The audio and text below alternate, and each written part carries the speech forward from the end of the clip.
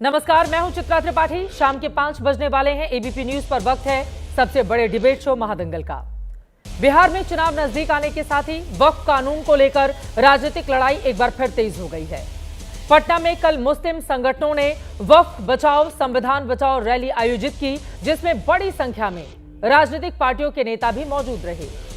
इस सम्मेलन के दौरान आरजेडी नेता तेजस्वी यादव ने वक्फ कानून का विरोध करते हुए कहा कि हमारी सरकार बनी तो इस कानून को कूड़ेदान में फेंक देंगे।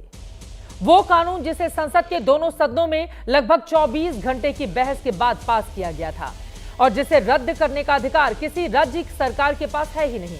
लेकिन ये जानते हुए भी तेजस्वी यादव ने इस कानून को रद्द करने की हुंकार भरी है। आज बीजेपी ने तेजस्वी यादव के बयान को लेकर जमकर निशाना साधा। बीजेपी के निशाने पर खासतौर पर समाजवादी नेता थे, जिनकी तुलना उन्होंने नमाजवादी से की। बीजेपी ने आरोप लगाया कि अगर उनका बस चले तो शरिया कानून इस देश में ये लोग लागू कर देंगे। समाजवाद पर यह निशाना उस समय साधा जा रहा है जब पिछले हफ्ते ही संघ ने संविधान की प्रस्तावना से समाजवाद और धर्मनिरपेक्ष शब्द हटाने की मांग की और जिसका कई बीजेपी नेताओं ने भी समर्थन किया है। आज महादंगल में पूछेंगे, क्या बिहार के चुनाव में वक्फ का मुद्दा गूंजेगा? क्या समाजवाद की लड़ाई नमाजवाद पर आई?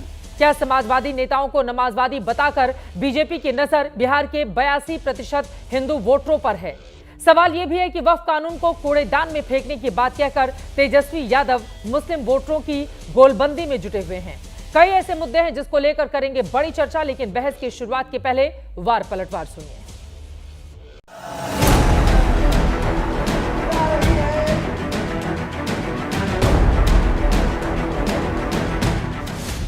आवाम की सरकार बनेगी, इस बिल को, इस कानून को कूड़े के दान में फेंकने का काम करेगा। कल पटना के उसी गांधी मैदान जहां आपातकाल के दौरान लाखों लोग एकत्र हुए थे, तेजस्वी यादव ने कहा कि हम संसद से पारित एक कानून को कूड़ेदान में फेंक देंगे।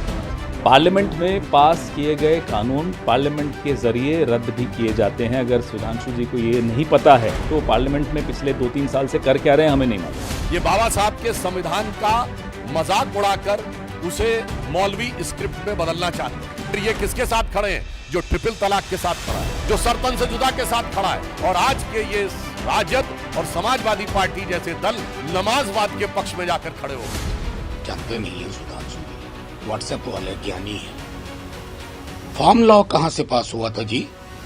किसान कानून पार्लियामेंट से ना, क्यों वापस लेना पड़ा? तो चीजें तो ऐसे भी डस्टबिन में जाती है। लालू यादव परिवारवादी बन गए।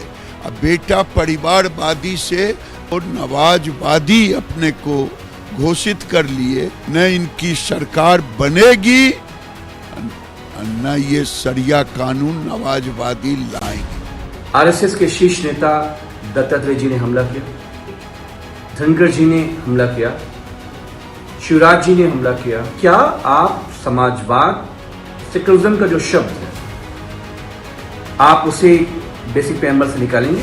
काजू भुना है प्लेट में, विस्की गिलास में, उतरा है रामराज्यों विधायक निवास। पक्के समाजवादी हैं, तस्कर हो या डकैत, कितना असर है।